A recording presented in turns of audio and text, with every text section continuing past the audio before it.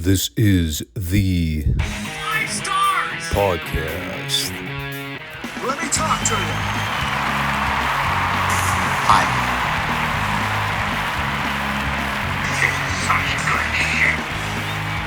So, what do you guys want to talk about?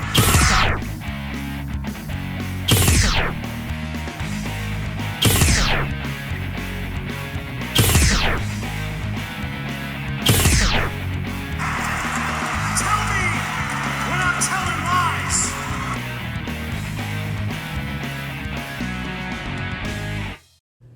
Thanks, guys. Back to you. What's going on, everyone? It is a reasonably quiet and good day outside. It only took me about 2 minutes to scrape off the ice from my windshield this morning, as opposed to like 10. I will say, that cold front they were warning Ohio residents about over the weekend, it actually wasn't too bad. It was cold for sure, but I was expecting way worse than what we actually got. Now, granted, I'm nowhere close to Columbus. I know things were pretty rough toward the western side of the state. But here we are a few days later. I can actually see some of the grass again. I know that'll evidently change when we get another 5 inches of snow sometime within the next week. It is a true winter season right now.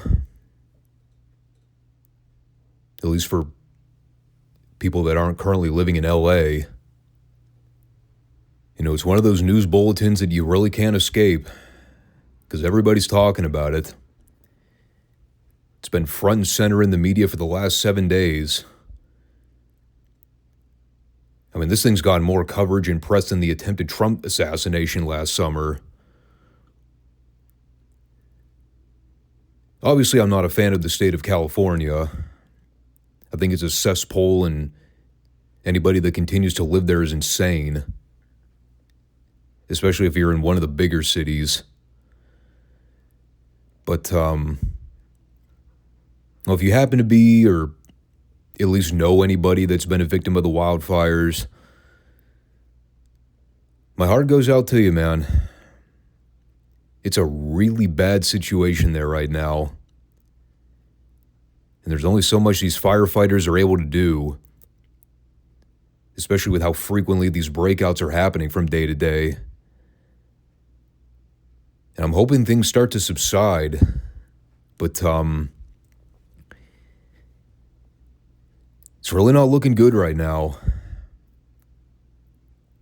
I've definitely seen my fair share of wildfire stories throughout my life, but this might be one of the more critical ones I've seen documented. I know there was one back in 2020 that took out like 4 million acres of land in California. I think that was one of the biggest California wildfires recorded in history up to that point.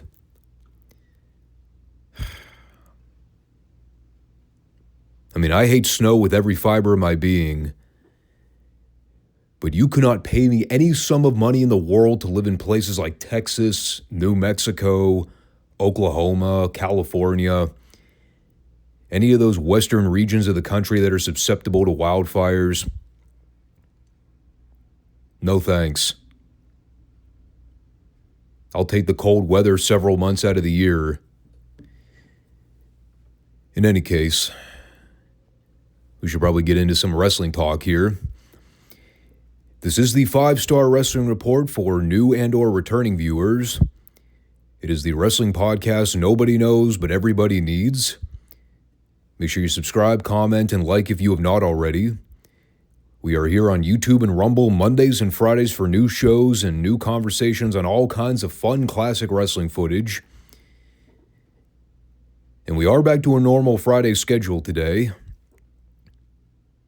I actually have a funny story about Mid-South when we get to it. But let's go ahead and start with the NWA review, because there was a lot to say about this show as well, believe it or not. Progress. Yeah, baby. That is what we got on this week's Superstars on the Superstation. Development and some rather big implications for where our world title picture is about to go. And I've already given my doom and gloom speech about WCW in 1989. We all know the direction things are about to go with the booking over the next several months. You know, between the interim stuff with Jim Crockett overseeing the book, tied with George Scott coming in and fucking up everything 6 ways from Sunday, it's not a very good outlook. But overall, I thought they did a really fine job this week planting the seeds for the big title match in February. Of course, we'll get into all that as we see how things cultivate over the next week or two. As far as this week goes, they opened with one of the 2 TV main events they promoted at the end of last week's episode. A rematch from the Starrcade 88 Go Home edition, which we didn't get a chance to review since we did the pay-per-view recap. So we missed getting to talk about Barry Windham versus Hot Stuff Eddie Gilbert, which is kind of a bummer because it sounded like a really fun match on paper. Glad to see they went ahead and rematched that one a second time. It's also nice to see that we're still in the timeline where they haven't totally devalued and de-emphasized the Superstation TBS program. As we've been talking about, syndicated television was the primary driving force for the NWA in promoting the live events and the big shows.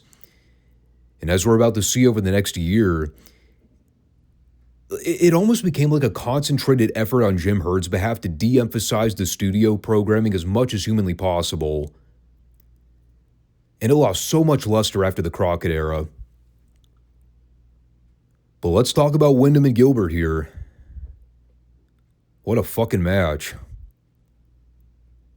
If this was anything like their first bout, well, now I'm kind of regretting not reviewing that episode. What a perfect personality dichotomy we had here. Barry Windham is the shit-sniffing, cocky heel bully. Eddie Gilbert, the smaller, valiant underdog babyface. Yeah, believe it or not, my favorite moment in this match happened within the first 10 seconds, where Windham's trying to stand there and jaw jack with Gilbert. Gilbert just bitch slaps Barry right across the face, and they get that perfect camera shot where Barry just stands there totally infuriated. It was the best mean guy smug look I've ever seen.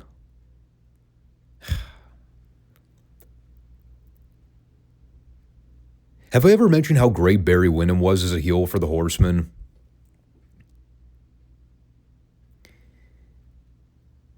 And they kept everything moderately basic in terms of the layout of the match. Very standard babyface flurry at the very beginning. Heat portion where the heel gets to work over the babyface so we can see him struggle for a little bit. Anytime Eddie would get a flash of offense going, Barry would cower in the corner and try to find a way to make Eddie let his guard down. Of course, then you get right back on Eddie and keep working him over. And right as we're starting to see a second life in Eddie during the comeback, here comes Ric Flair to hit the ring for the automatic DQ. So the heels foiled Gilbert's chances of getting one over the U.S. champion here. By the way, if anybody's wondering whether or not this was a title match, I still don't know. I don't think they ever mentioned one time whether or not this is non-title. Point is, Flair and Windham are putting the ghetto boots to Gilbert and leaving him flat on his back here. Apparently every single solitary babyface in the dressing room was either asleep or stuck in the bathroom, because nobody came out to help poor Eddie, including his former partner, Ron Simmons. Where the fuck was he at?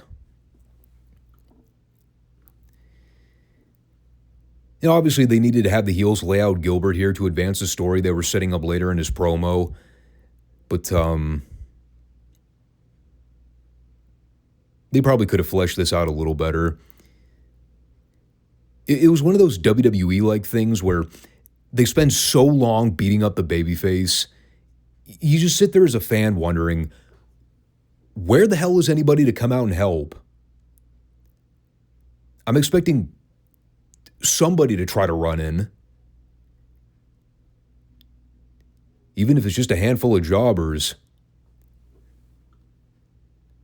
But no. Everybody collectively decided this week they hate Eddie Gilbert. And they said, fuck him. He can defend himself. That little booking qualm aside, it was a fantastic start to the program. Then we came back for Michael Hayes versus Paul Lee. And no, that's not Paul Heyman I'm referring to. I actually forgot about this little juggernaut. We've seen him before. They actually had a local job guy they used in Atlanta who had the name Paul Lee. First name Paul, last name Lee. And he most definitely looked like a Paul Lee. Visually and physically. The most scrawny, buggy-whipped arm dork you've ever seen in your life. Couldn't have been any more than $140. Before you know it, I'm expecting him to come out one week to team with Lee Peak. They can form an underneath tag team called Paul Lee Peak. The PLPs.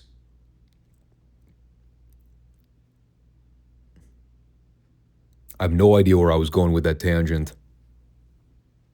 But hey, did I mention Michael Hayes is back? That's kind of an important detail to document here.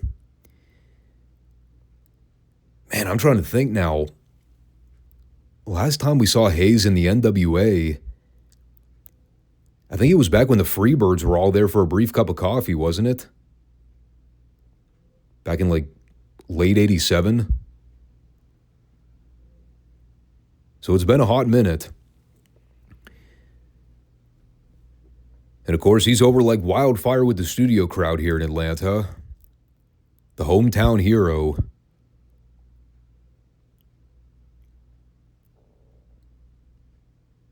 Is it still too soon to be making wildfire references? Sorry.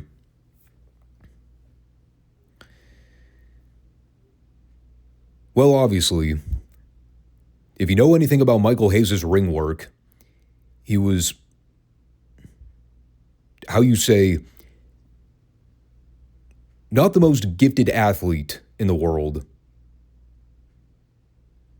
But the great thing about pro wrestling is that when you're over, it really doesn't matter how good or bad you are in the ring. The people still view you and treat you like a megastar. So, while this wasn't the most technically sound match, God, the people are going apeshit for everything Hayes does here. And it was relatively short. He eventually won with a DDT after copious amounts of showboating and hip gyrating. So he is a babyface. Confirmed. And as we go to ringside for an interview with Jim Ross, we actually covered a couple different talking points here. First, we learned that Hayes and the Junkyard Dog are now going to be a tag team. Why, you ask? Not a clue. Apparently, they just decided, we're going to have Hayes and JYD be a short-term tag team. Because they've got nothing going on. Even though JYD's basically gone from the company by the end of the month. But technically we aren't supposed to know that by this point. We also learned that the Dog is wrestling Ric Flair for the World Heavyweight title in St. Louis, Missouri this coming week. Which I'm sure was a banger of a match, to quote Sheamus. People were probably banging each other over the head to be the first ones to get the fuck out of the building. Whew. You know, Flair was known for being able to get a good match out of just about anybody. I don't even think Ric Flair was capable of getting anything watchable out of the Junkyard Dog in 1989. But maybe I'm wrong. So they promoted that briefly. They also established that they're gunning for the U.S. Heavyweight Tag titles, which are currently held by Kevin Sullivan and Dr. Death of the Varsity Club. So this is when Hayes took over and did a Michael Hayes promo. It was golden. He said that Dr. Death is a machine, but the problem with the machines is that they don't adapt and they don't change their mechanics. And when you look in the eyes of Michael P.S. Hayes, he ain't no choir boy, son. Heaven don't want him, and hell's afraid he's going to take over. There's a money printing t-shirt they could have sold right there if Turner was smart. Hell, I'd wear it. And Lord knows I've ever gone out of my way to buy wrestling t-shirts growing up, because most of them look like dog shit. And then to cap it all off, Hayes did a little bit of gospel preaching in front of the dog, which some people might argue had some racial undertones. But again, the people went ballistic. He's bad to the bone. And once upon a time, that phrase would have generated the Freebirds a ton of heat. Here in Atlanta by '89, it was the coolest catchphrase anybody could say out loud. And you can thank George Thorogood for that one. From there, we come back for Kevin Sullivan and Dr. Death versus Randy Hogan and Mike Collins. This is so amazing.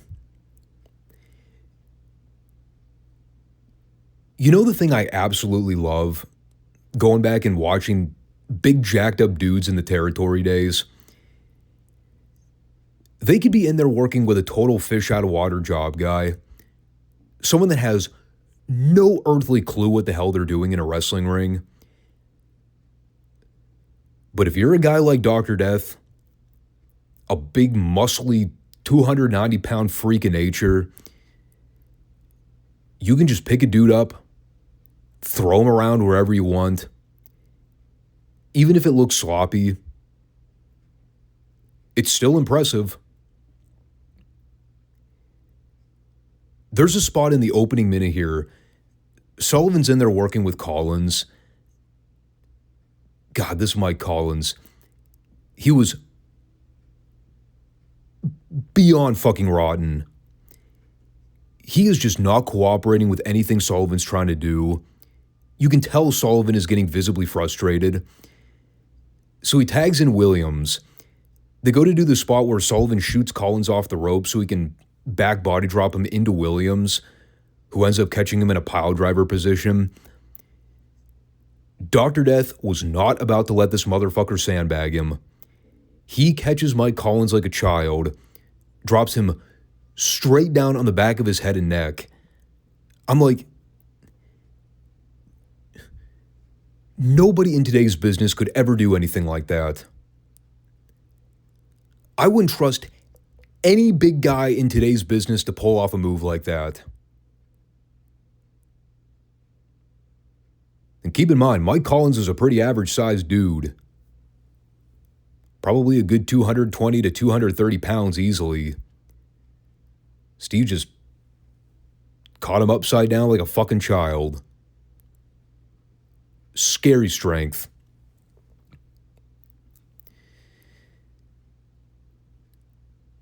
So that was Mike Collins' contributions to this onslaught. And then as soon as Randy Hogan tagged in, brother, I got so giddy. because I knew this man was about to die. And I was going to enjoy every God-blessed minute of it. The best part was when Dr. Death gave Hogan the military press throw into the ropes. Hogan just folded up like an accordion. It actually kind of made me mad when he tagged back into Collins at the very end. I think Sullivan had a personal grudge with this guy because he continued to kill this poor fucker for several more minutes. Gave him a series of running knees into the corner from the Tree of Woe position. Then Williams tagged in and finished him off with the Oklahoma Stampede.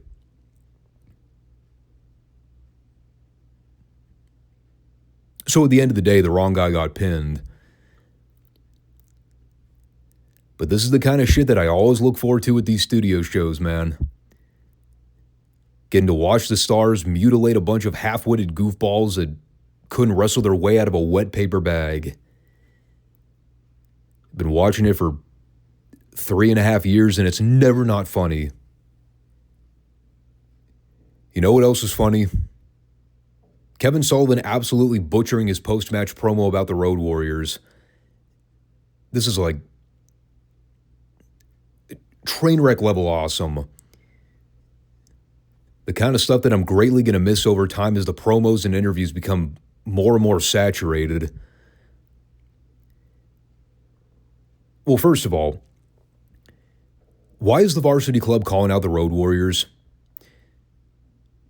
Apparently because Hawk was shooting his mouth off on the Varsity Club a week or two back. And even though it's essentially one heel team calling out another heel team, I mean, are the Road Warriors truly heels? Let's be honest about it. They were heels for all of about 45 seconds when they spiked Dusty in the eye on television. Then they dropped the angle entirely and never brought it up again because the network got their panties in a bunch. So, Sullivan's mocking Hawk and Animal's catchphrase, which he actually misquoted as snatch on danger and dine on death.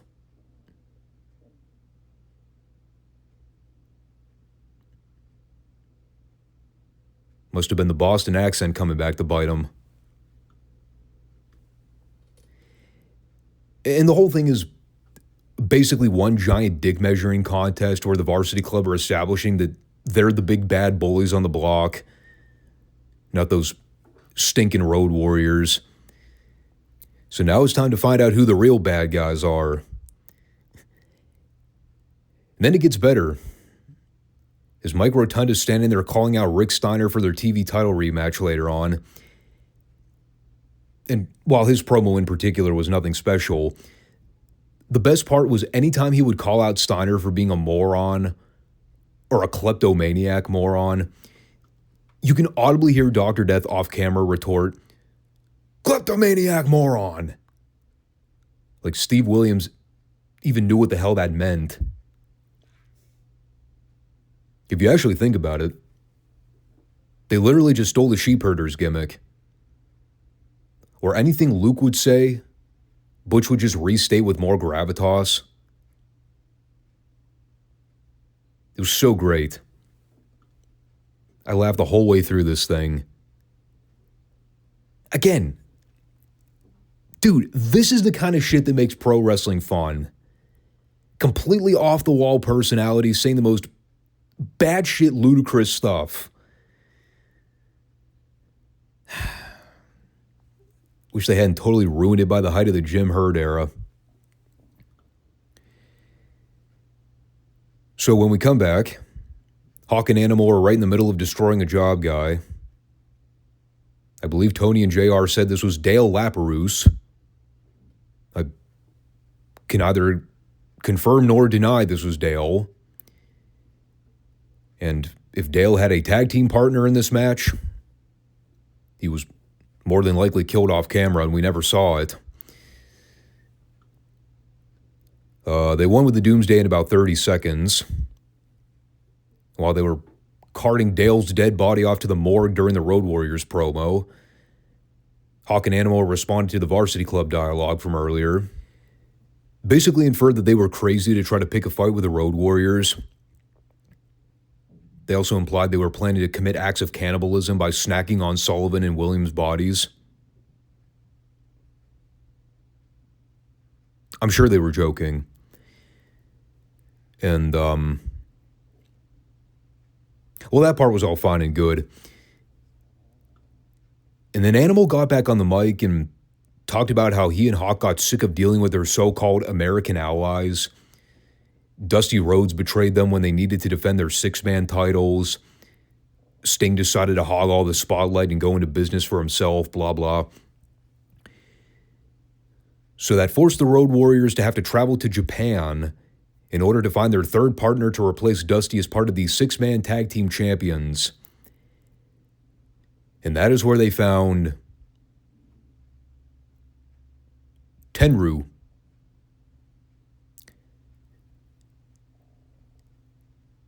And that was about the extent to which they explained who he was.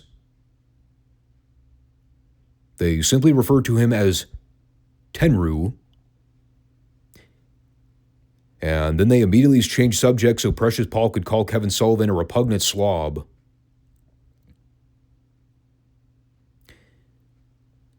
Now, of course, if you aren't too familiar with Japanese wrestling culture, the name Tenryu probably doesn't resonate much with you.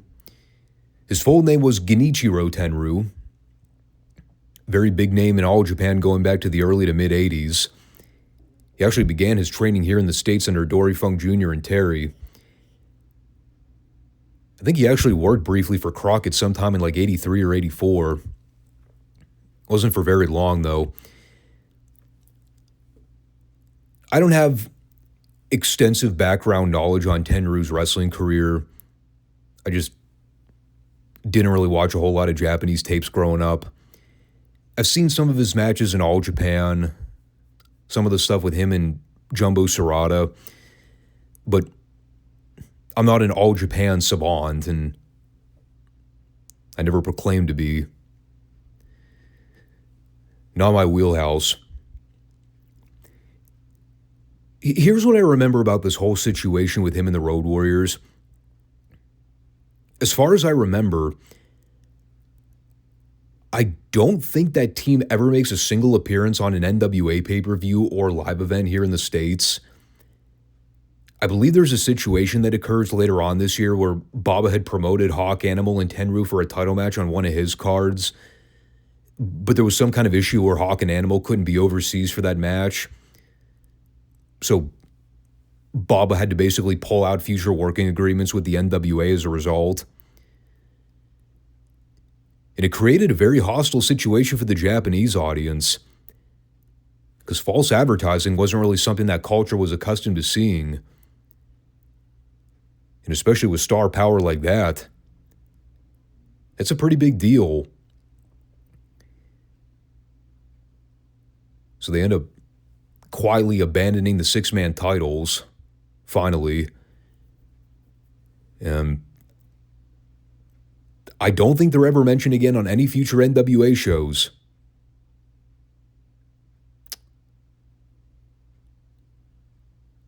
So there's an interesting little history lesson, I guess. The main story: no more six-man belts. Thank fucking God. The most useless set of belts next to the Western States Heritage title, which I'm hoping they finally do away with soon as well. Anyway, we came back for the big story roundup, coming out of the TV opener with Barry Windham versus Eddie Gilbert. We have all the horsemen back at the podium so HRJR can read them the riot act. But Barry's talking about how there's nothing controversial about anything we saw. He just went out there and beat up Eddie Gilbert, just like he did to Bam Bam Bigelow at Starrcade. It's as simple as that. Then when he goes to ask Flair why he got involved, Flair simply responded, It's a new year, which means it's time to freshen up the picture for the Four Horsemen. Even though there's only currently two of them. 2.5 if you count JJ. So, while they're out there being all cocky and brash, here comes Eddie Gilbert. And these next several minutes are just awesome. Gilbert tells the Horsemen that he went ahead and called somebody. A special somebody that he knows will stand by his side to wrestle Flair and Windham in a match next week on television. If they have the guts to accept. All Gilbert needs is a verbal commitment from JJ. So the heels are running through their laundry list of babyfaces on the roster, basically suggesting that none of them would be stupid enough to team up with Eddie Gilbert of all people.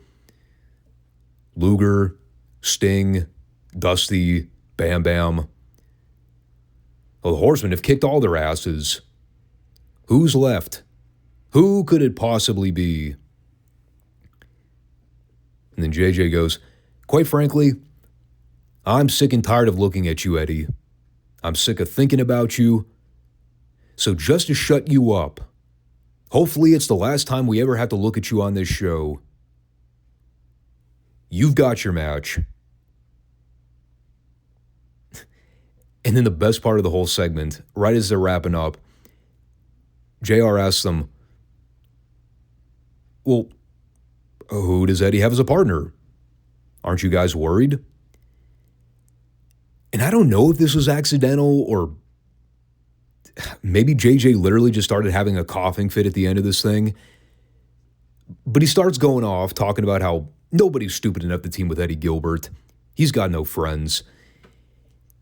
And he literally cannot finish his thought before he starts choking and hacking away. And like you could tell he's trying to speak again just to kind of finish his thought. But then he just waves it off and walks away. I laughed so hard. Poor JJ Dillon. It drew him speechless. He was so flabbergasted by Eddie trying to challenge the Horsemen to a match. He started having a coughing fit right in the middle of his fucking promo rant. Epic television. Couldn't ask for anything better. Going back to the ring, we had the original Midnights in a match with Trent Knight and Bob Emery. JR making sure to accentuate Paul E this time, since we already had Paul Lee wrestle earlier. Got to distinguish the two.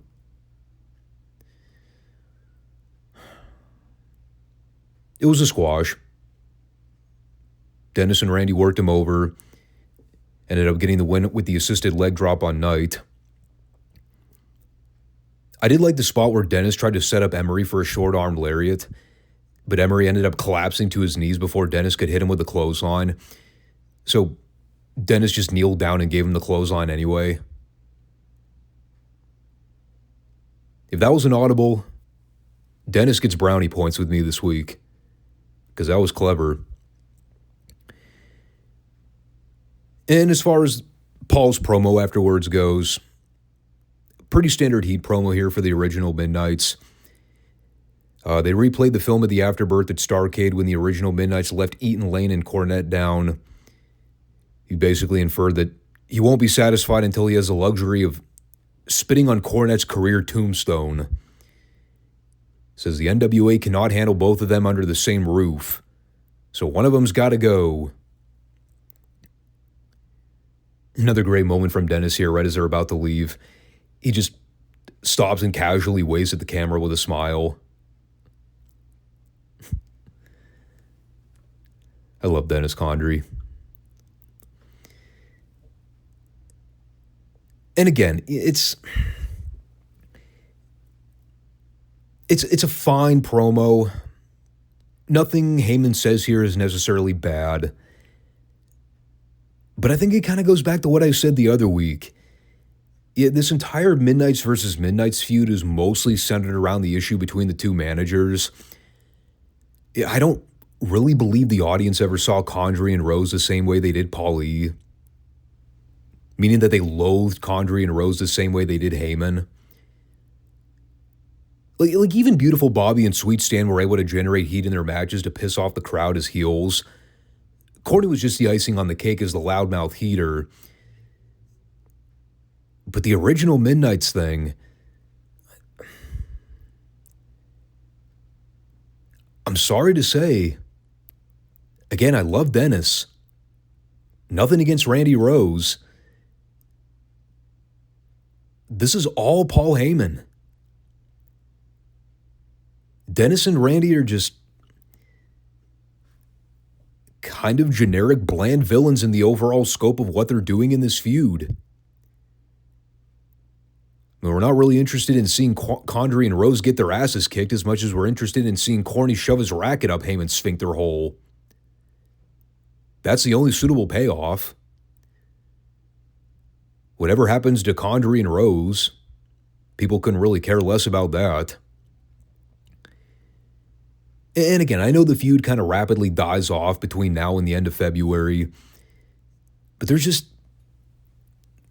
not really much to this feud without the interaction between Cornette and Heyman on television.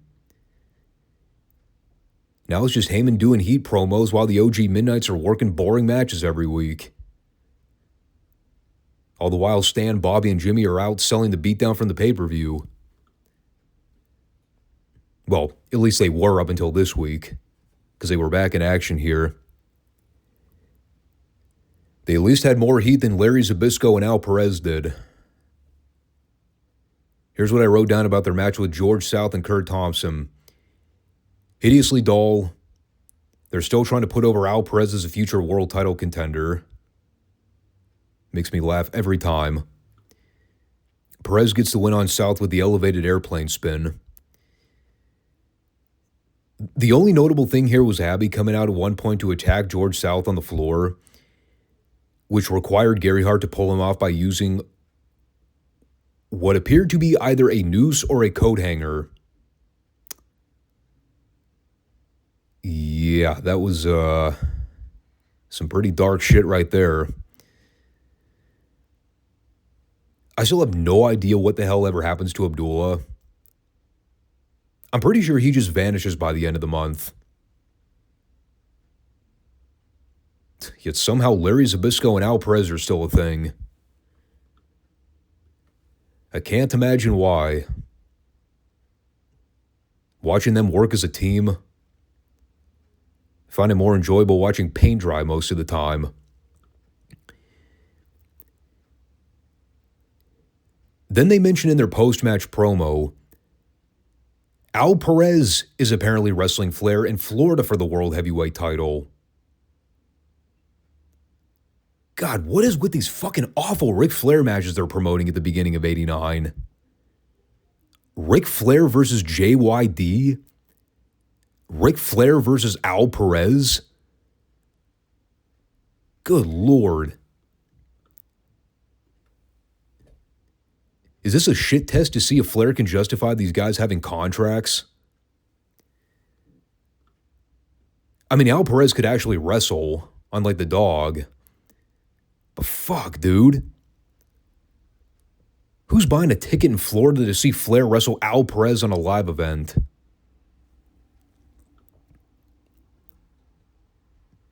I don't know what else happened here.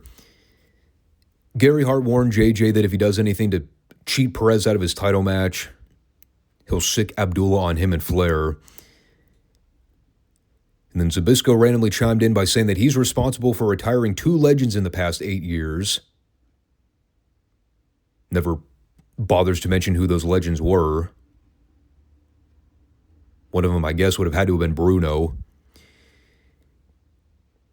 And then he vowed to become NWA World Heavyweight Champion in 1989. Which I also had a hearty laugh at. Could you imagine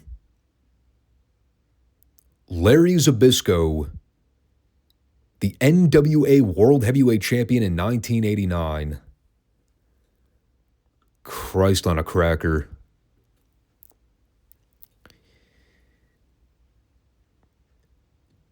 We had Dick Murdoch versus Eddie Sweat. This is now Dickie's 48th random return to the NWA in the past 3 years alone. I swear to God, dude. He's here for like 2 weeks. Then he vanishes for 8 months and we never hear from him. Then he just randomly shows back up with no announcement or advertisement. I'm presuming he was a heel in this match.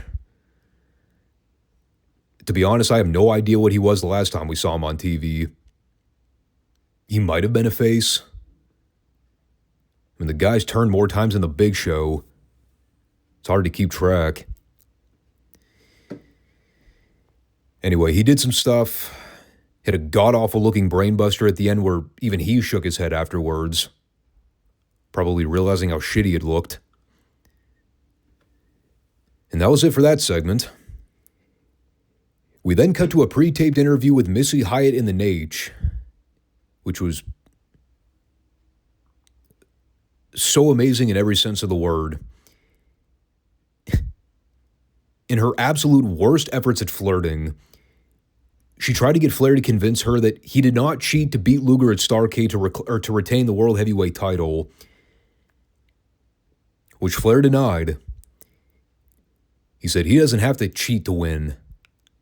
He doesn't have the heart to do it. Meanwhile, as they're relaying the footage and clearly showing that Flair cheated 6 ways from fucking Sunday, Flair's standing there talking about how he used the ropes to keep his balance in order to pin Luger's shoulders down. Clean as a sheet. So, Missy's bringing up Flair's recent comments about how he refuses to defend the belt against Luger anymore. And this whole thing is just, it's such a beautiful thing to watch unfold because Ric Flair is just trying to be the biggest dirtbag, douchebag imaginable. But poor Missy Hyatt, she literally cannot help herself. Not only is she falling for Flair right in plain view of everybody, she cannot help but laugh through the entire fucking interview as Ric Flair is just being Ric Flair. Again, he is the villain.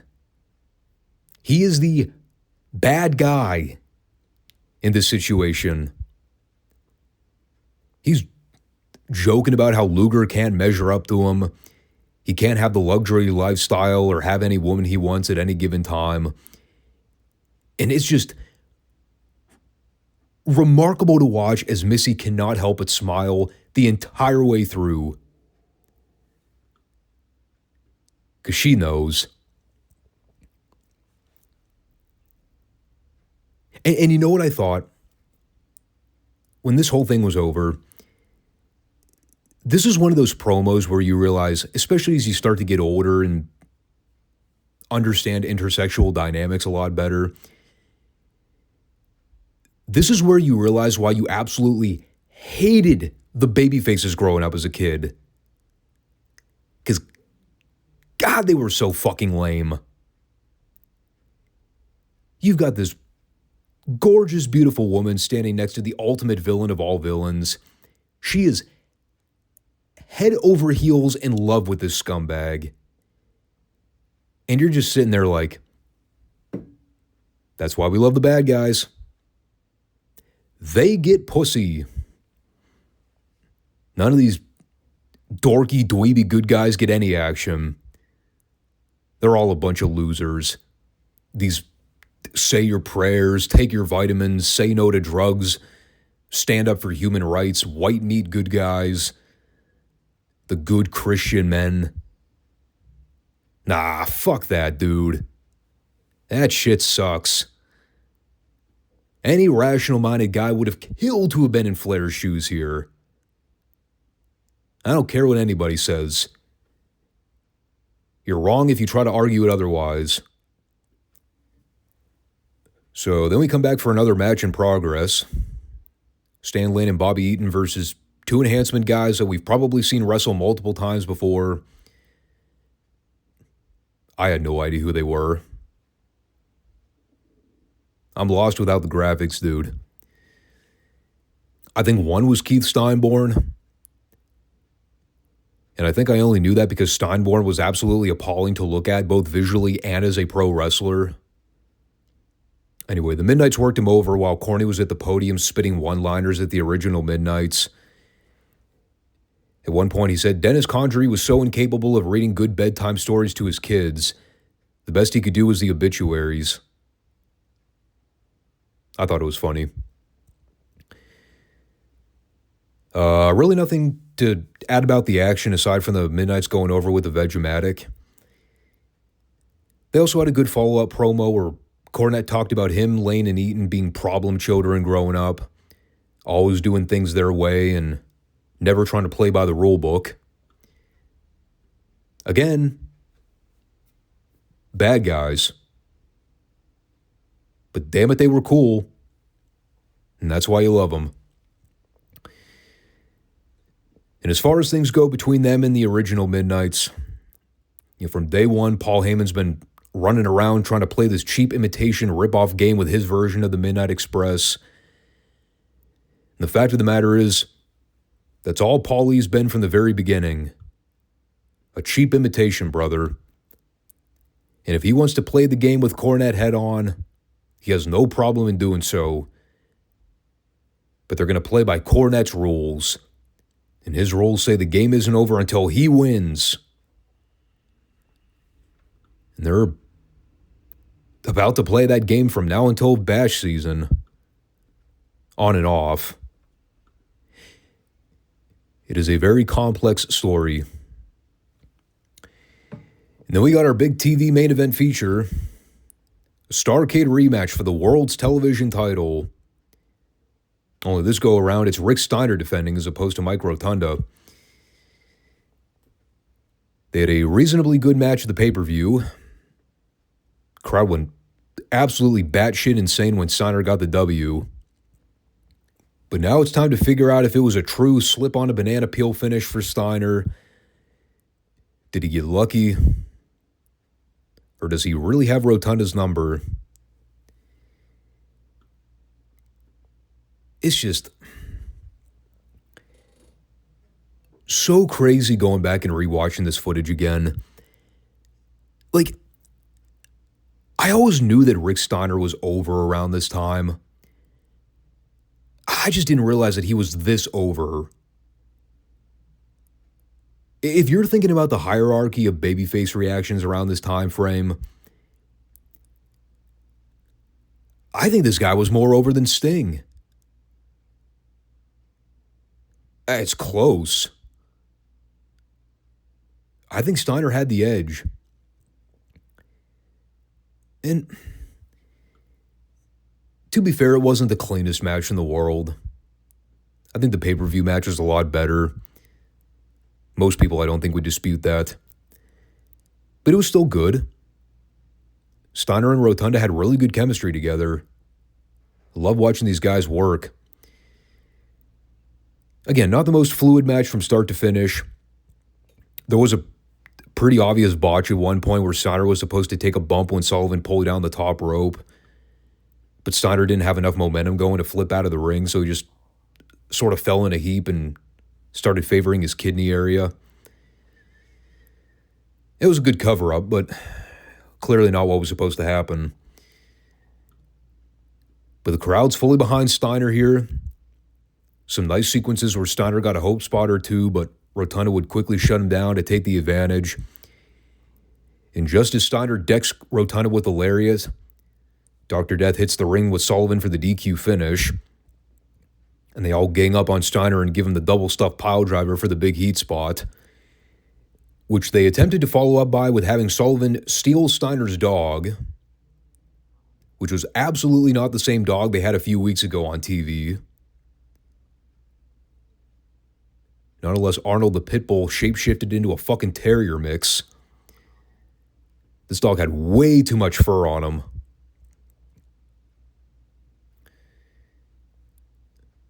But you'll be happy to know Michael Hayes and JYD were there to save the day before this dog napping could occur in broad daylight. And, the heels powdered off. Overall, I know most people would automatically shit on both TV main events this week. At least modern fans would.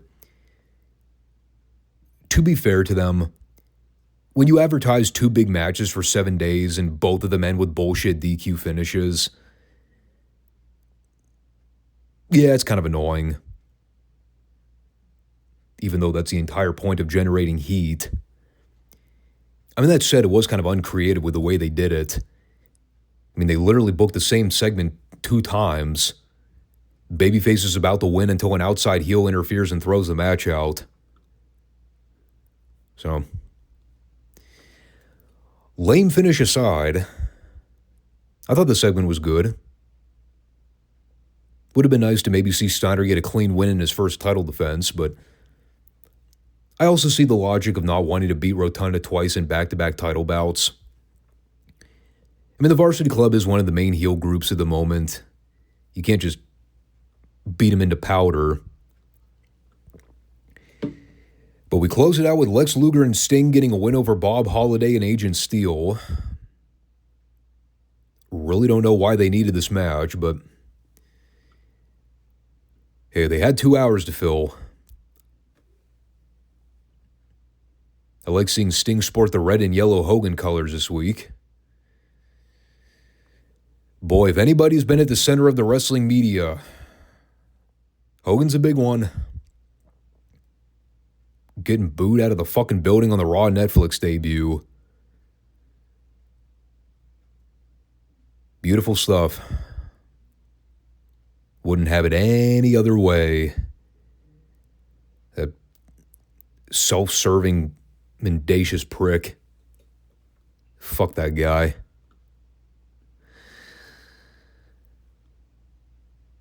So I'll be honest, I kind of spaced out watching this match. I mean, we were almost 2 hours in. At one point, I'm watching Luger work over Agent Steel in a fucking chin lock. Seriously. We also had a standing bear hug on Holiday at one point, which also infuriated me. From Luger and Sting. I'm like, come on, guys. We're so close to the end of the show. Don't put me to sleep now. Sting got the win with the Scorpion Deathlock. And then very briefly going to the interview podium, Luger assured us that things are not over between him and Flair until the total package says so. He can claim Luger won't get any more title shots, but Flair's not the one making the decisions. He doesn't have the ink pen. So, Luger still has his sights set on the world title, at least for the time being. And then JR just very casually looks over to Sting and goes, so yeah, Butch Reed's coming. Got a little bit of history with him, wouldn't you say, Stinger? Meanwhile, I'm like, what a fucking advertisement. Have they mentioned Hacksaw Butch Reed one time on television prior to this segment? JR's just casually like, yeah, so how about that Butch Reed guy? He's coming. He is? Well, shit, dude. That's breaking news to me. Even though it's not, because I know the 89 timeline fairly well. But the fact that Jim Ross just nonchalantly addresses it in passing in the final 30 seconds of the show, it was so fleeting. It was great, too, because, JR's trying to get Sting's comments on Butch Reed. Sting barely gets out like 3 or 4 words before JR cut him off and pitched to the end credits. He's like, so Sting, what do you think about Butch Reed coming? Well, let me tell you something, JR, and we'll see you guys next week.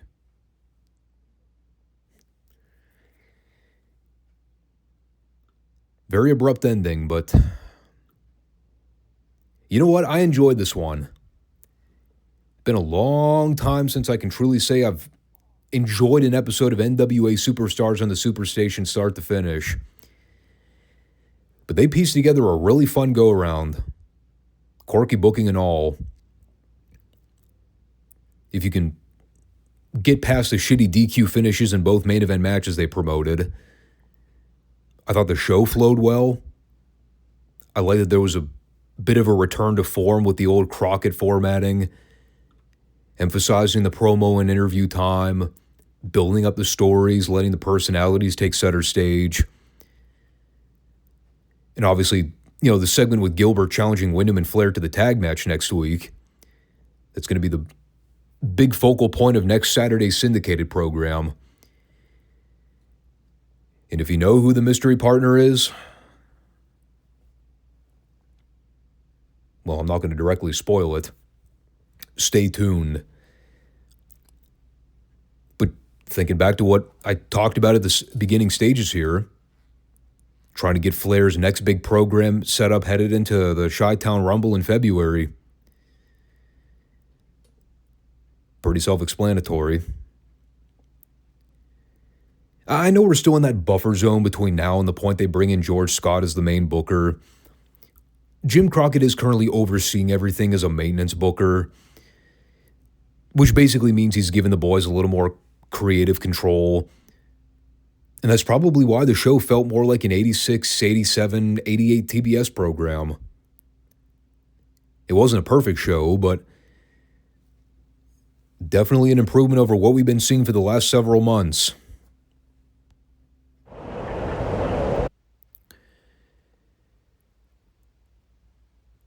So I learned something with the Mid-South tape library. There was a glitch in the Matrix. Turns out they did in fact air an episode the other week. For whatever reason, though, it does not show up in the Peacock library. I guess it's my fault for just automatically assuming that it was a result of them not airing an episode during the first week of the new year. That's my bad. So, for the record, if anybody's following along and you want to keep up to date with all the Mid-South television episodes, there is an episode from January 7th floating out there somewhere. Probably could just find it somewhere on YouTube if you search for it. Thankfully, I can always rely on Bill Watts to provide excellent recaps in case I happen to do miss an episode. And there was a fairly big angle that took place on last week's show involving the Russians. And I should have figured something was up last week when I didn't see that episode archived in the 1984 library. Because over the past few weeks, they've been advertising Terry Taylor, he's coming to Mid-South, first week of the new year. Keep your eyes peeled for Terry Taylor. And, well, here's the incident that went down. Crusher Darso and Nikolai Volkov are in the ring shooting their mouths off at all the top babyfaces. They're angry and pissed off because they want competition. But nobody wants to answer their challenge. Because they're all cowards. Dog, Duggan, Wrestling 2, Magnum TA. They're all fraidy cats. But there's one scrappy underdog in the locker room that decided, you know what? I'll stand up to those no-good commies. And who should that be but Terry Taylor himself? So he comes down and gets in the Russians' faces. There was actually a good bit of dialogue back and forth here between him and Darso, of all people. Darso calling him a skinny punk from Florida, saying Volkov would slap that pretty boy tan all the way back to Florida from here. But that wasn't going to stop Taylor from standing up to these bullies. Telling him, you know what? Volkov, you disgust me. But you, Darso, you're even worse. because you're just a yellow-belly traitor. So sure enough, the Russians pick their spot. Volkov blindsides Taylor with a cheap shot and begins this little impromptu matchup. And you go back and watch a segment like this from 1984. I don't want to make this an AEW hit piece, but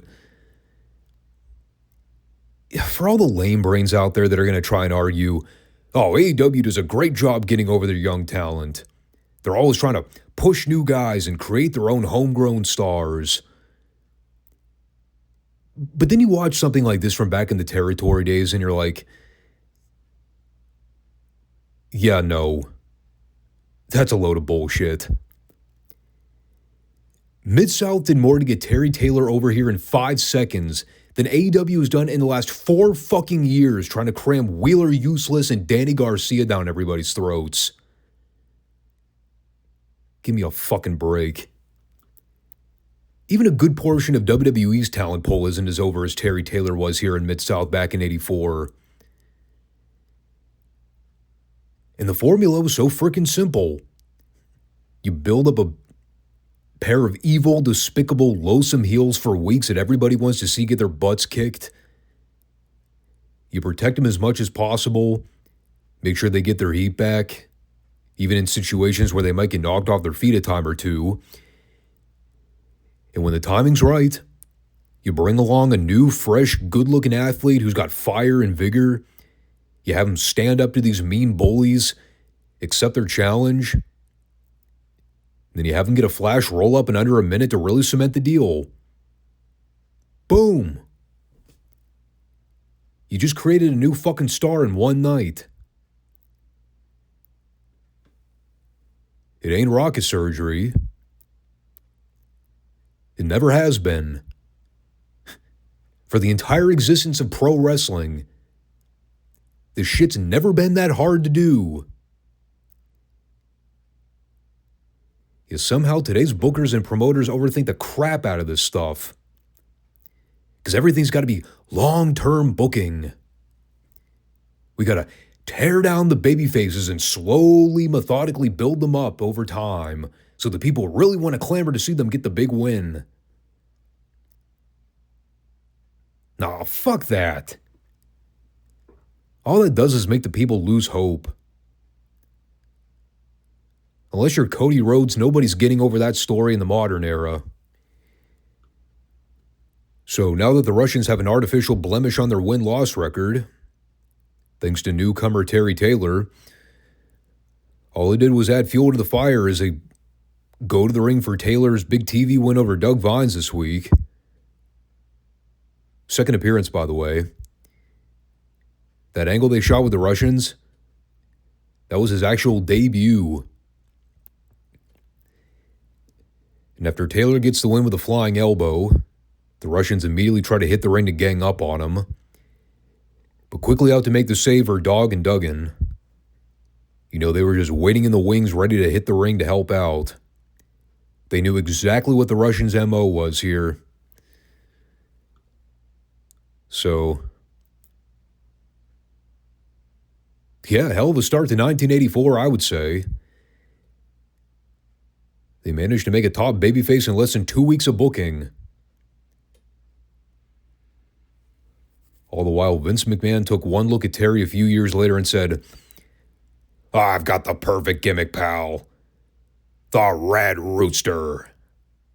That'll get him over."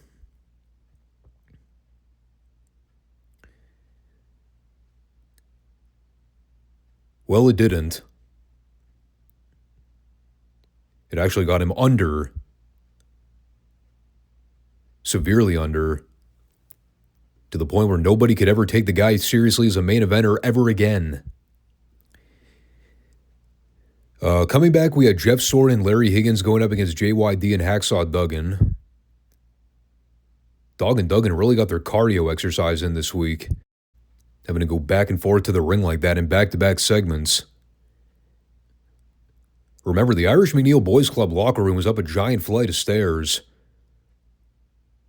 And Lord knows Dog was in much of a condition in 1984 to be hiking up downstairs over and over again. Overall, there's really not much to say about the match. Duggan got the victory after laying out Higgins with a spear. And then immediately after the bell, here come the Russians again, trying to get some of their heat back after being run off in the previous segment with Taylor. Yet for the second straight time, the Russians' plan was foiled. They could not get one over on the babyfaces here, even after they had just wrestled a match. And that really was the focal story for this week's show. Ever since Volkov dropped that fall to Taylor the other week, the Russians are off their game. They're not the same powerhouses they were going back to the fall when they just seem to have all the babyfaces' numbers, getting the better of everybody. So I like the development here. And it's giving the Americans some signs of hope that maybe the Russians are losing their mojo. I think we found the cure. It came in the form of the Russians losing a match. Now they're not thinking clearly. They're relying on bad instinct rather than carefully plotting their next strategy. So then we come back for, what was supposed to be Magnum TA and Mr. Wrestling 2 versus Paul Garner and Don Ralston. Ralston. It was weird because I'm pretty sure Reeser Bowden introduced him as Don Rhodes. So I think they may have fucked up the graphics.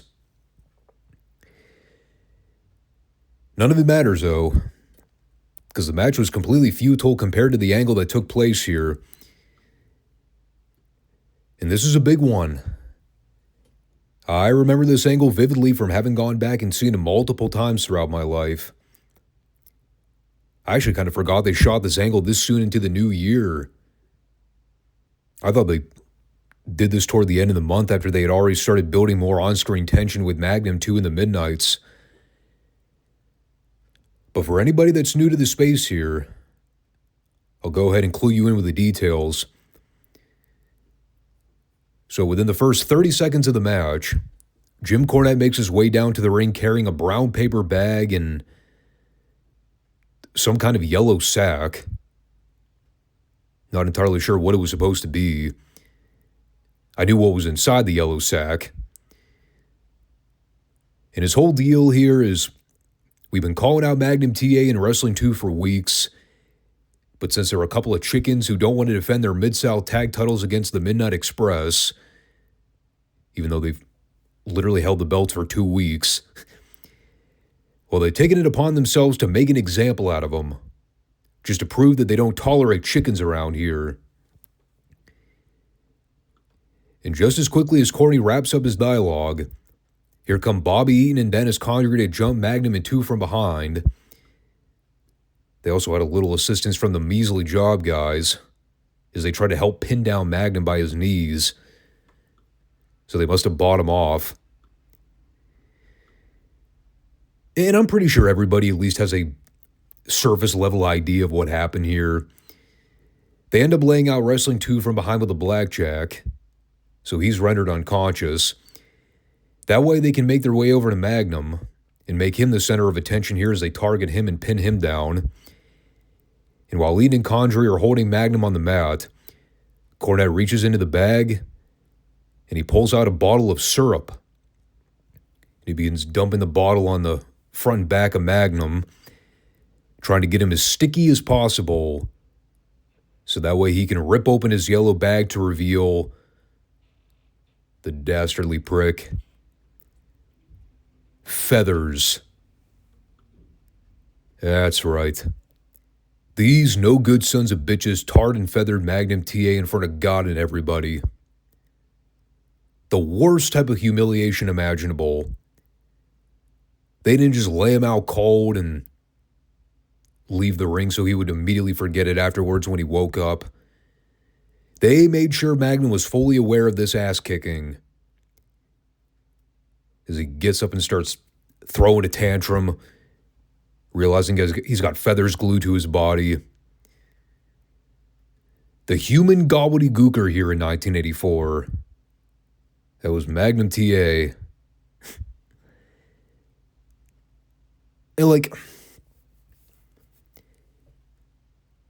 I'm totally aware of the fact that I'm supposed to be angry about what the Midnight Express did to him here. But shit, dude. I couldn't help myself.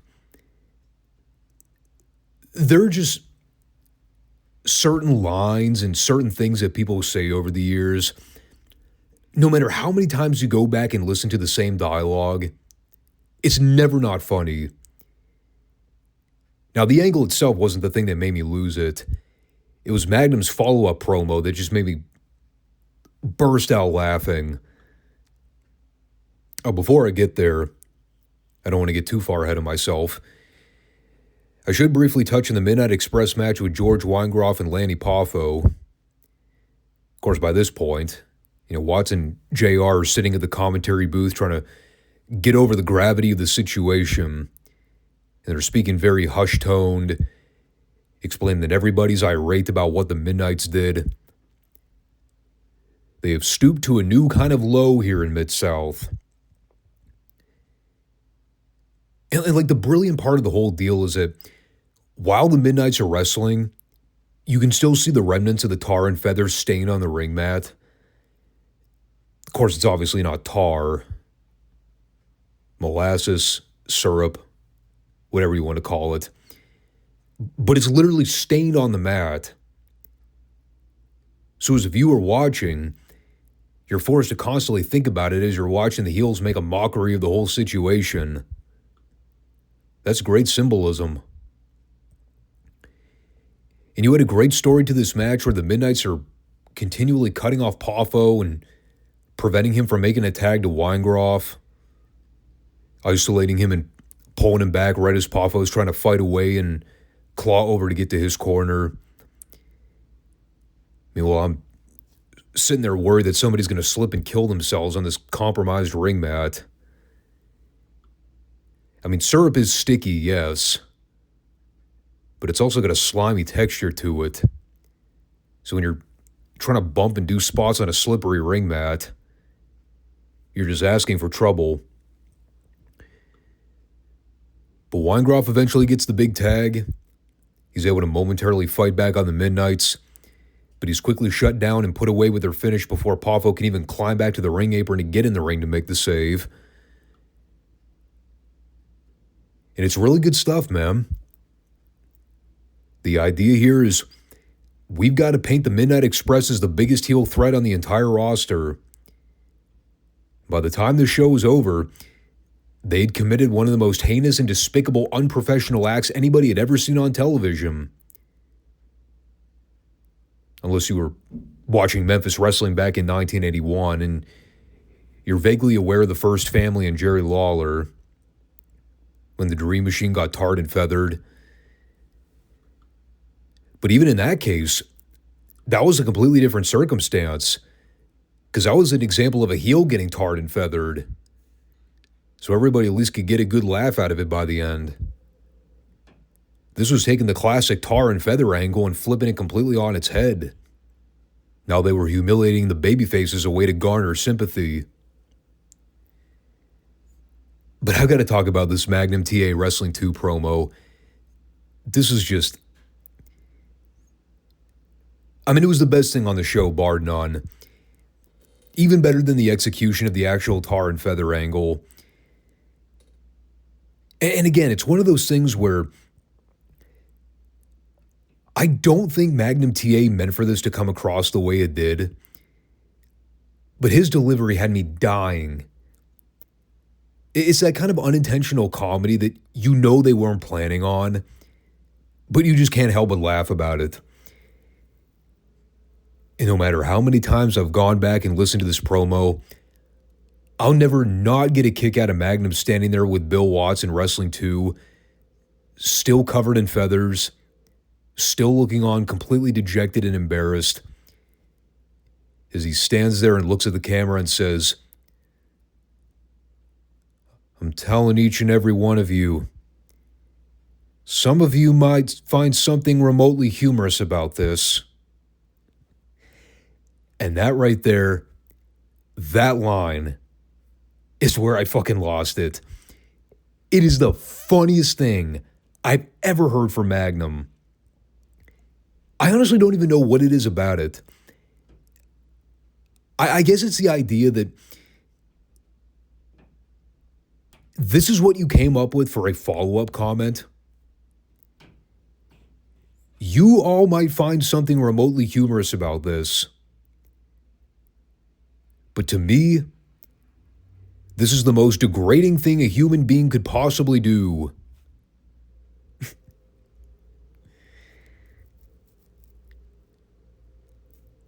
Like, this is one of those classic wrestling moments where I can sit here and tell you, this is why I still have a passion for the business. For moments like this. Shit had no business being as funny as it was. But goddamn, it makes me laugh. All these years later. And you know that Magnum and TA are trying to be totally serious here. That's the other part of it. You know, they're promising to pluck every orifice of the Midnight Express, vowing to take them on anytime, any place. Like, we're supposed to be sitting there rallying to see these guys beat the shit out of the Midnight Express. And I'm sitting there rolling on the floor as Magnum's covered in feathers, trying to do this stern, button-down babyface promo, talking about how people might find this humorous, but rest assured, it's the most embarrassing thing that's ever happened to me.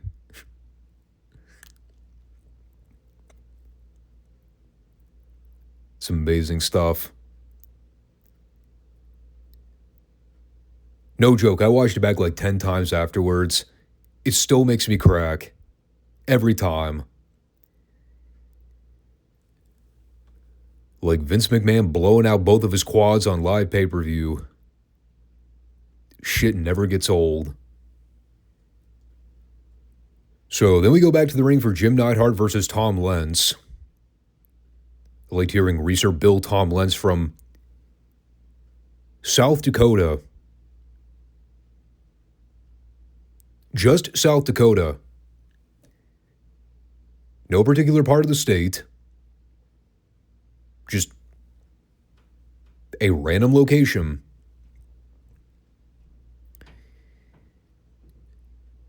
I mean, I guess South Dakota is a small enough state. Not a whole lot of civilization there to begin with. So this match was beyond hideous, as I expected. There's a shoot-off spot in the opening couple minutes that I rewatched like 4 times to try to figure out what the hell these guys were even trying to do. I still couldn't figure it out. Neidhart awkwardly stumbles into the corner. Lentz attempts to charge at Neidhart with his arms spread completely outward. Looked like a giant retarded bird. He eats a boot from Neidhart. He then takes a bump where he just flies back and crashes to the mat. Looked like 2 goofball teenagers doing fake bumps on trampolines. This also made me laugh when I went back to rewatch it. Then they continued to bumble around for another minute before Neidhart just picked up Lentz and gave him a fallaway slam for the 3. Terrible. Absolutely terrible.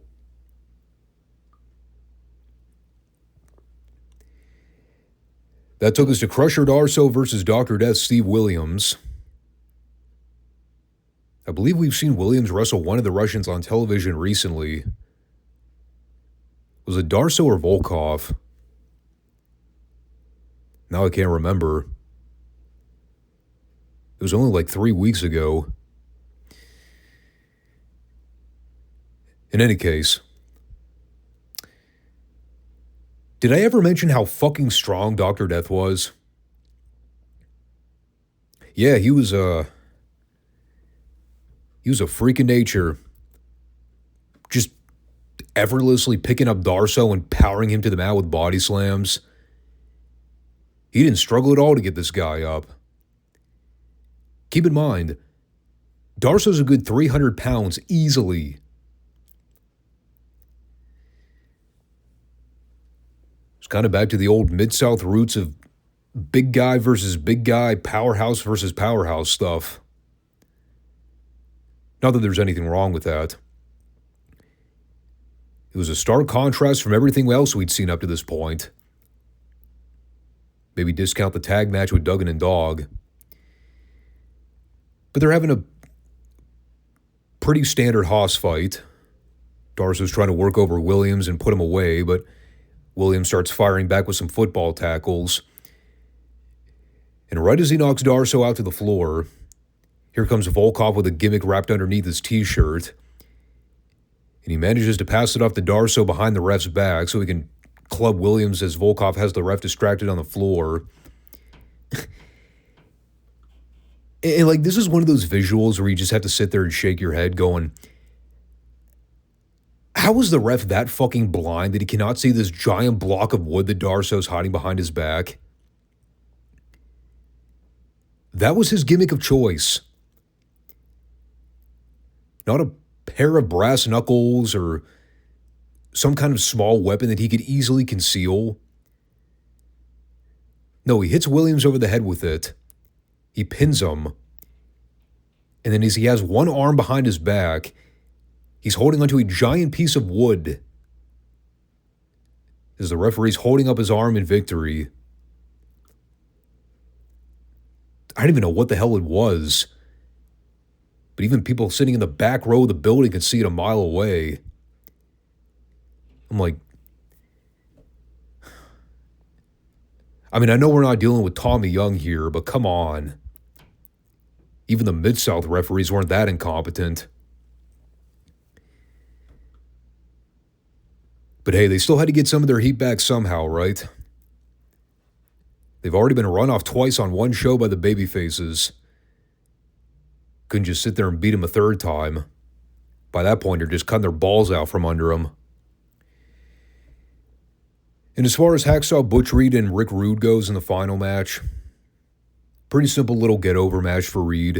I think this is the first time we're seeing him since the split from Neidhart. As they blew that angle off in New Orleans after they dropped the tag straps to Magnum TA in Wrestling 2. Now he's back working as a singles competitor. He also had his left knee heavily taped here. Can't remember what Watts said, but he was talking about it a little bit during this match. I don't know if he ever explicitly mentioned why he had the tape on, though. I assume he was working through some kind of injury. I mean, they gave Rude a little bit of offense here, but it wasn't much.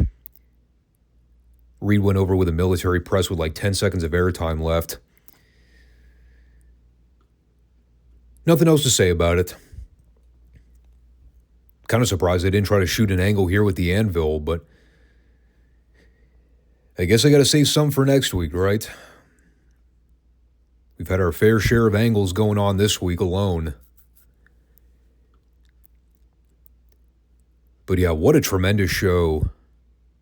Absolutely worth going out of your way to check out. Especially the tar and feather angle with Magnum. Oh, and you've got to watch the promo follow-up too. That shit is legendary. But yeah, a lot of great stuff to start off the new year. And as I've been saying for weeks now, months in fact, in 1984 is very much considered the banner year for Mid-South Wrestling. In terms of the talent pool, the booking, the gate revenue, the attendance figures. This is the period where Mid-South was must-see television. And it's not to say everything completely fell off the map by January of 85, because things were still considerably good going into next year. But when I think about peak Mid-South Wrestling, dog, this is the window I'm referring to. Does not get any better than this period.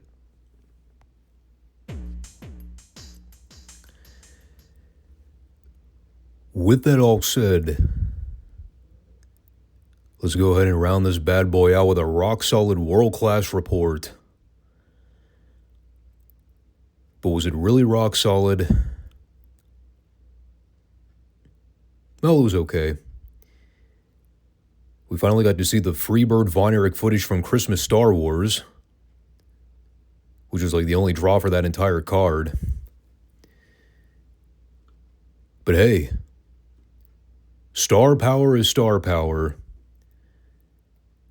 And it doesn't get much bigger than Terry Gordy, Michael Hayes, and Buddy Roberts rehashing their old beef with the Von Erichs. Even if the story's been well overplayed and didn't really have much implication by 1986.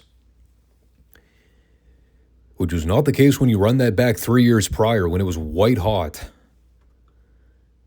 Times are a lot different now. But we'll talk about that as we run down the card for the week. Back at the good old Sportatorium, we begin with Jack Victory taking on the Iceman King Parsons, which was mainly Bill Mercer's chance to thoroughly recap everything from the Reunion Arena show. Can't entirely call it a piss break segment, but I mean, it's not like they did anything blow away in this match worth discussing.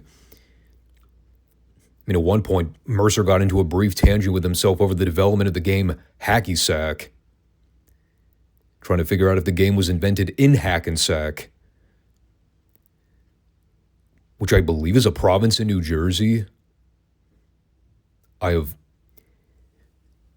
no earthly clue how the hell he would have gotten on that subject, unless he was referencing something about Jack Victory, who was from New Jersey. I always love it when Mercer has random conversations with himself about the most useless shit. Anyway, pretty nothing happened in match. A lot of the usual slow plotting, hair-pulling stuff at the beginning. Victory jaw-jacking with the crowd. Iceman came back with some headbutts at the end. Victory posted himself in the corner after missing a charge. Then the Iceman came off the ropes and hit the butt bump for the 3. And I did refer to it as the butt bump. But I swear to God, I have been reviewing world-class tapes on this channel for the past 3 years. Nobody is going to convince me that Bill Mercer hasn't always called it the butt. The experts will claim, no, Tommy, you're silly. He's always called it the butt bump. No, he is not. I have been hearing Bill Mercer say butt for the better part of 3 years. Go watch the tape. Tell me that's not what you hear. By the way, I should also mention before I forget, I did notice the officials were wearing the polos with the World Class Wrestling Association logo on it. So, if they hadn't already settled on the brand name change by this point, they were most definitely in the process of finalizing it, which basically means they had withdrawn from the NWA working agreement by now. So we come back for Gino Hernandez versus Tommy Montana. And Mercer did all but confirm here, he and Chris Adams are no longer a team. The breakup at Reunion Arena, that was the official blow-off for the dynamic duo. So we had lots of "we want Chris" chants going here. Clearly a babyface. You know, looking back, it is weird to think how quickly a lot of this came together. Literally because Gino refused to take a tag from Chris when he was getting his ass kicked by the Von Erichs. That's all it took for Chris to be like, well, fuck this guy.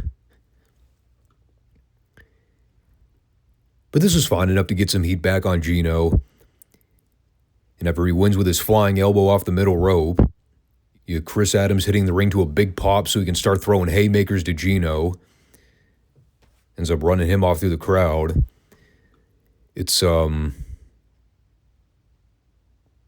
obviously a pretty big program at the moment. I just don't remember how deep they get into this feud before Gino's unexpected death the following month. People often talk about the dynamic duo as a tag team, the great work they both did as heels in World Class. No one ever really mentions them feuding with each other. It's probably because it never really got off the ground. And that's going to be the sad thing about watching the remaining footage we get with Gino Hernandez in Dallas. Knowing what's about to happen in the next month. Actually, less than that. I don't even think he's alive for another month as of this taping. So here was where we got the edited footage of the Von Erich Freebird six-man. And again, remember, this is the 1986 version of Freebird versus Von Erich. So we had Lance as the third man for the Von Erich brothers. A far cry from David.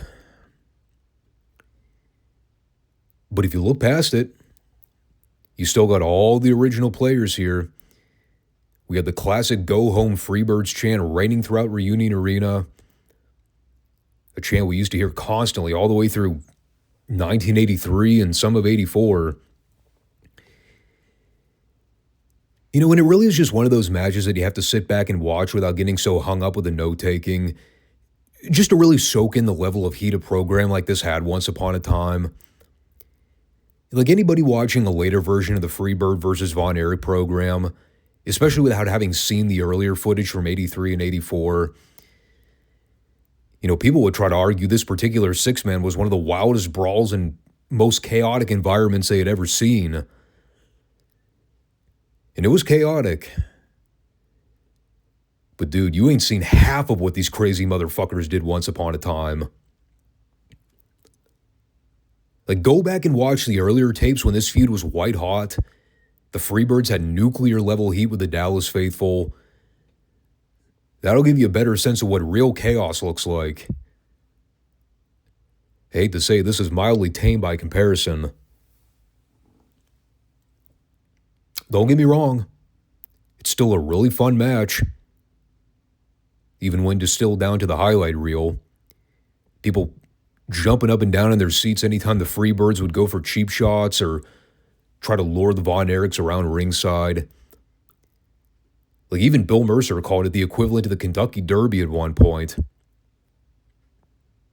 And when things break down into the Pier 6 brawl at the very end, you get the wide shot with everybody in the ring going at it. It's the best visual because you got like 50 different things happening all at a given time.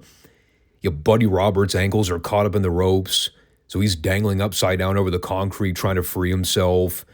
Kevin's wrestling around with Hayes on the mat. Kerry's got the Claw and Gordy on the opposite end of the ring. I mean, literally, the only thing missing from the equation here was a giant fucking grand piano getting set on fire in the background. Or tumbleweeds blowing around everywhere. It was a literal cartoon animation in real time. And you get the great sequence at the end where Kevin goes up top and tries to hit a crossbody on Hayes. But Hayes ducks out of the way so that Kevin accidentally takes out Lance, who's standing right beside him. And it kind of leads to this temporary oh shit moment where the Freebirds are all ganging up on the Von Erichs. And you're thinking, fuck. Freebirds are about to walk out of this thing with a win. But of course, Kevin outsmarts everybody at the end. Sends Gordy and Roberts into each other for the double bonk spot. Then he catches Hayes in a small package. 1, 2, 3. Through the skin of his teeth, the Von Erichs find a way to survive. And I believe that brings the win-loss record for the Von Erichs over the Freebirds to something like 150 wins and 7 losses. The Freebirds never did get a lot of frequent victories over the Von Erichs. Once in a blue moon, they'd find a way to sneak one in. But it's been a very one-sided program from the very beginning. And if you thought that was good, get a load of this next segment. The Freebirds may have come up short in their Christmas Star Wars bout with the Von Erichs over the six-man tag titles, but they were recently able to recapture the belts in another sanctioned bout.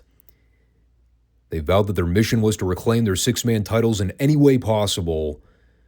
So, we had Bill Mercer meeting up with the Freebirds to discuss this little title change in a very questionable location to host a meeting/interview, which is what made this the best part of the whole show.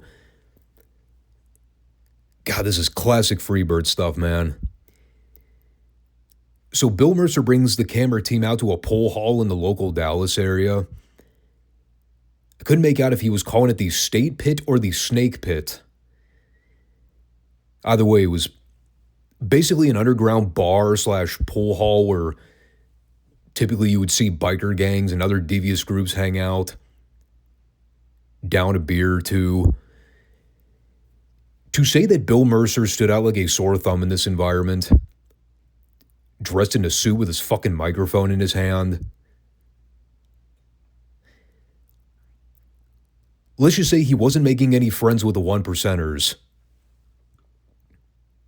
And this shit was just so awesome. Freebirds are there just casually playing a game of billiards, gloating about their big title win. All the while Mercer's telling Hayes, "Now when I tried to interview you guys in the locker room, you had already seized the tape and took it with you. I think the people want to see how that match concluded, don't you think?"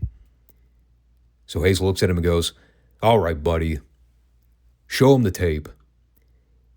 At which point, we see Buddy pull out a giant roll of film from a bag, and he's just pulling down strips of the tape going, "See? This is where you see me pinning Kerry to win the match.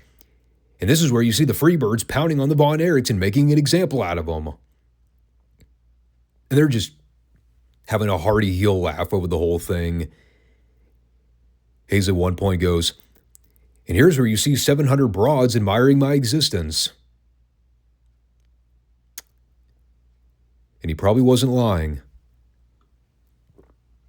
So, I mean, you could tell what's going on here. Freebirds are trying to conceal what happened in that controversial finish. Odds are they cheated to win the belt somehow.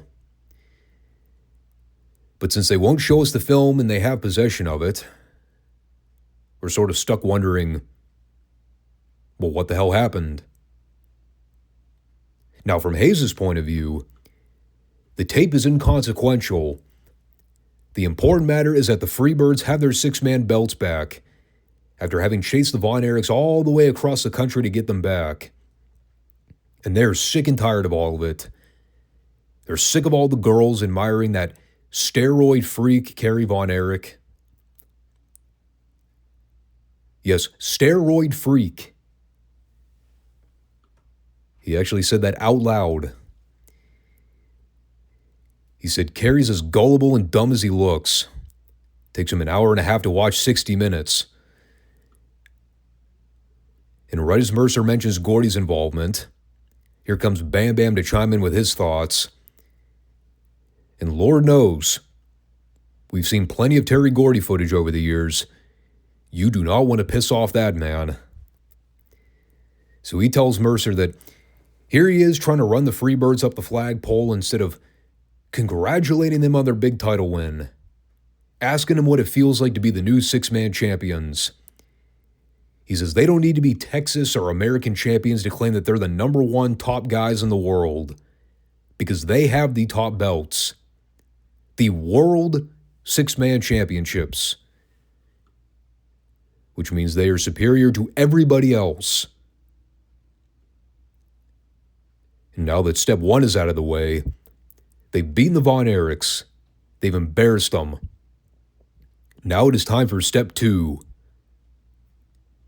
They're taking their belts, and they're going home.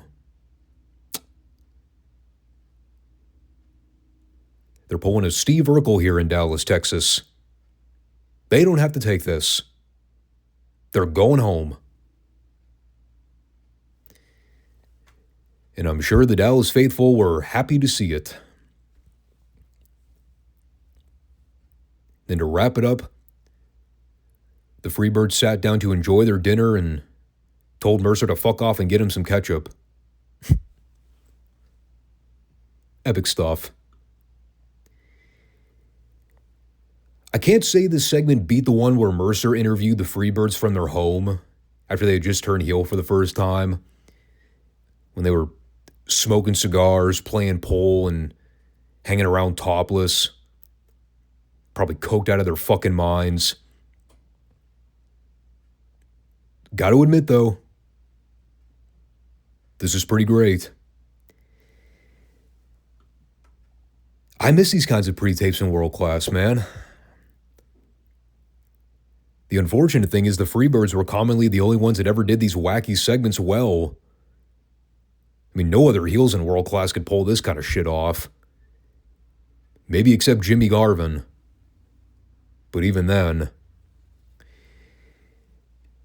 And for the TV main event, Brian Diaz finally getting his rematch for the Texas Heavyweight title against the Grappler. He lost the belt back in December in a rather controversial fashion. And as we know, they've been working the story of the Grappler using his orthopedic boot as a means of securing victories. And while he claims the boot isn't loaded, he's been cocking it during finishes several times lately, so something's a little fishy about that. Oh, I didn't mention this too.